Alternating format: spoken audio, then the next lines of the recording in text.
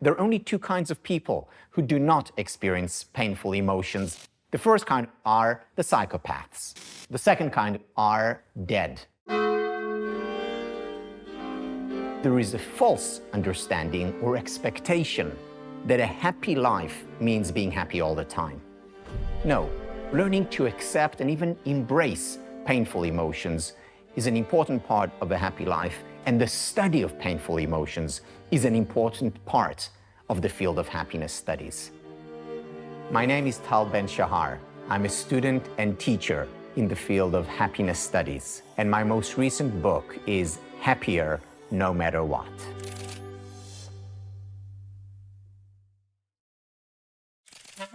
There is a very important concept that was introduced by Nassim Taleb, and that is anti-fragility. Anti-fragility is essentially resilience 2.0. Resilience 1.0 is when we put pressure on a system. After the pressure is lifted, that system goes back to its original form. Anti-fragility takes this idea a step further. You put pressure on a system, it actually grows bigger, stronger. We see anti-fragile systems all around us and within us. For example, our muscular system. We go to the gym and we lift weights. We're putting pressure on our muscles. What happens as a result? We actually grow stronger. We're an anti-fragile system. On the psychological level, you know what that's called? PTG, post-traumatic growth. So where post-traumatic stress disorder, PTSD, is about breaking down, post-traumatic growth is about growing stronger. As a result of pressure, stress, it's anti-fragility.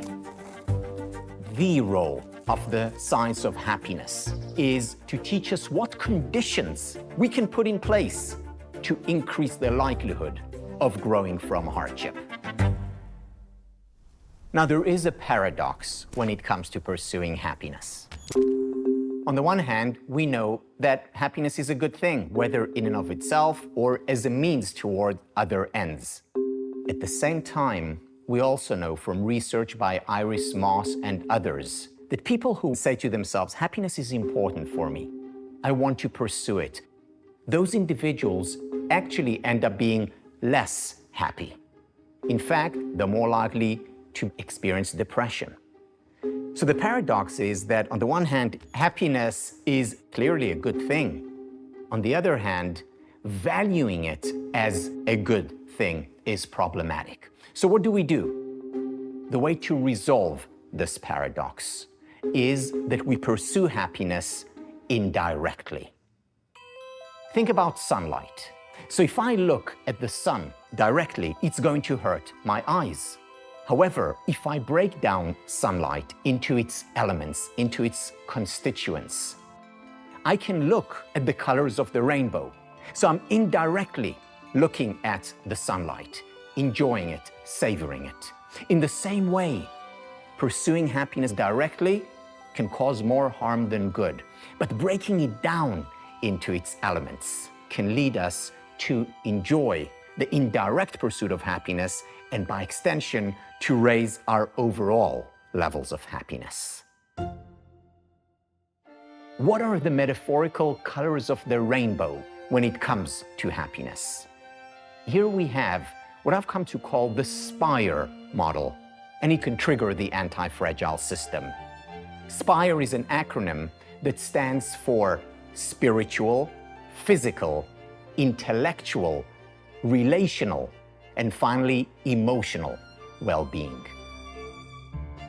Spirituality is about finding a sense of meaning and purpose in life, at work and at home. If you wake up in the morning with a purpose, you're more likely to overcome barriers. When it comes to physical well-being, the most important idea to look at is stress, the silent killer. In the United States, more than half of the employees do not use up their vacation time. And even those that do, close to half are still tethered to their work. The problem is not the stress, it's the lack of recovery. with intellectual well-being, there's research showing that people who are curious, who ask questions, are not just happier, they also live longer.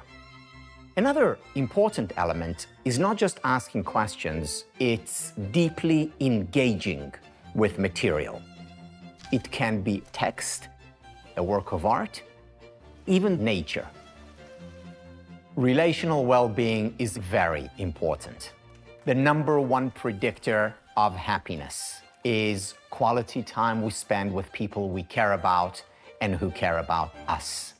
And it turns out the number one condition that we can put in place to increase the likelihood of anti-fragility, of growing through hardship, is the quality of our relationships.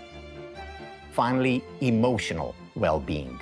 So embracing painful emotions is critical, but how do we then cultivate pleasurable ones?